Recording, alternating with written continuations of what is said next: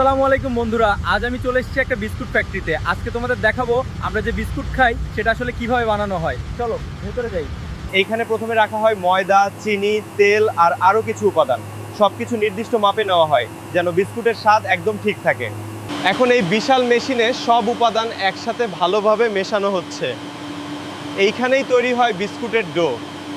দেখেন, এই মেশিন থেকেই ডো সুন্দর সুন্দর বিস্কুটের আকারে বের হয়ে যাচ্ছে। সবই অটোমেটিক। এখন বিস্কুটগুলো যাচ্ছে এই বড় ওভেনের ভেতরে। নির্দিষ্ট তাপে এখানে বিস্কুট ভালোভাবে বেক করা হয়। বেকিং শেষ হওয়ার পর বিস্কুটগুলো ঠান্ডা করা হয়। এরপর এক এক করে কোয়ালিটি চেক করা হয়। এটাই শেষ ধাপ। এখন বিস্কুটগুলো প্যাকেট করা হচ্ছে। এই প্যাকেটগুলোই পরে দোকানে যায়। আজকের ভিডিওটা যদি ভালো লাগে তাহলে অবশ্যই লাইক দিও।